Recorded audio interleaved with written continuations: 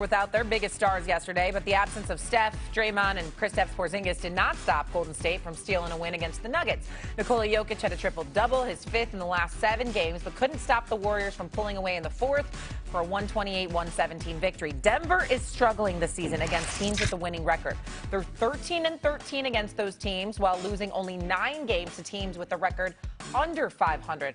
Watching that game, are we more impressed by the Warriors or more down on the Denver Nuggets? Vinny. Down on the Denver Nuggets because I looked at them as a team that was literally going to challenge Oklahoma City, given what happened in the second round of that playoff series. Had they been healthy, I think they would have gotten out of there. The fact that they are literally in a dogfight for that 3, 4, 5, 6 spot with the Lakers, with Houston, Minnesota, that's disappointing. I get it that the injuries are there. Peyton Watson is out. Aaron Gordon is out. They have not been fully healthy all season long. These next 6 weeks are going to be really critical for them. You cannot lose to a team that's missing Steph, Jimmy, Draymond Green. Like you were listen, Brandon Podziemski, good for him, but you can't lose to a team led by those type of players and not Stephen Curry. That can't happen. Perk. Well, it happened. It happened, and this is why I got the Spurs over the Denver Nuggets, because I'm concerned. In order to win a championship, you got to have health. And we look at a guy like Aaron Gordon, who is very important to, you know, Denver and where they're trying to go. He's still dealing with the same hamstring injury that he was dealing with last postseason. Peyton Watson, hamstring injury, a soft tissue injury. You need those two guys because, yes, Jokic is so dominant that they're going to be able to put up points and be great offensively, but you got to be able to defend. And in order to defend, you got to have the right personnel. And two of their major pieces in Peyton Watson and Aaron Gordon are not on the floor, so that's why All-Star break, you see, they lost to the Clippers and then backdoored and lost to Golden State, which they shouldn't have lost their game, but you could put up points on them. This is why I'm not high on the Denver Nuggets right now for us being one of the legit threat or the biggest threat to the Oklahoma City Thunder.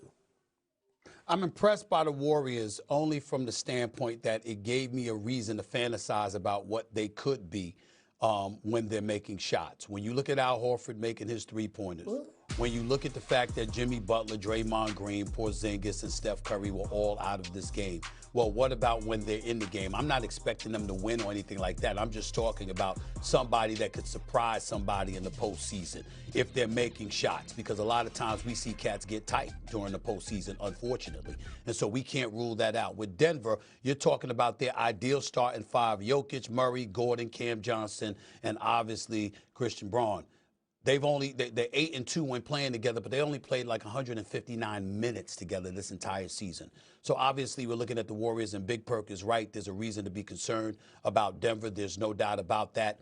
I'm just looking at veterans that have been out, and if you're surrounding them with cats that make shots, who knows who they could surprise in a particular series come postseason time. We see upsets happen all the time. Nobody. That's what I liked about what I saw yesterday.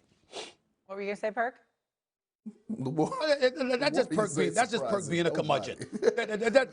Surprises happen every postseason. Surprises happen every postseason. The surprises happen every postseason. Somebody gets surprised. It happens. All right. Well, I woke up this morning and didn't eat breakfast. Are you surprised? That is a little surprising. Actually, I'm shocked by that. That is a little surprising. He do have to make sure that the Celtics keep that number 2 spot in order for him to get my vote at the end of the season. Cade is number 2 on my ballot, but I'm glad, Stephen A., that you brought up the Russell Westbrook part of the year that he won MVP, because I believe that year James Harden had the best record. The Houston Rockets had the best record in the West, I believe, and he was on the top 2 seed, and he was averaging 36 points a game. The reason that Russ won it, not only did he average a triple-double, but because it was the year after KD left. So when I think about this situation, it's similar because it's Jason Tatum being out, and people had a whole lot of questions. Think about this offseason, y'all, real quick. This offseason, we were asking, hey, is the Celtics going to move on for Jaylen Brown, or are they going to make a trade? They was blowing everything up, and Jaylen Brown like, hold on, everybody keep a cool booty now. I'm worth every bit of this $300+ million. I'm gonna show y'all. That's where I was going. Again. That's where I was going. That's where I was going. When other people were talking about moving on from him, I was like, hell no. You paid him $304 million.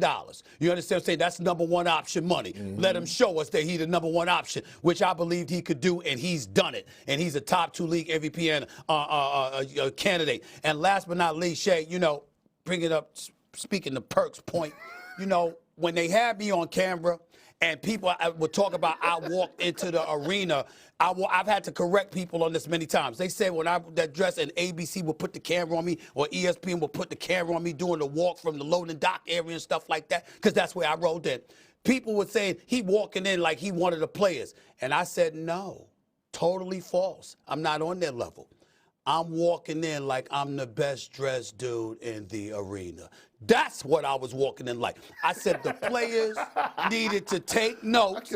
And now here we are. Now here we are this year. And I'm still telling the players they need to take notes. All that damn money LeBron and them making. You can't dress better than that? I'm so happy Pat Riley brought that up. He got a statue outside of the state arena, and he letting everybody know there should be a dress code, at least for the coaches. You damn right, all this money y'all get made, dressing like y'all shopping at Target or something. They need to get it together. They need to upgrade their wardrobe. Yes, they do.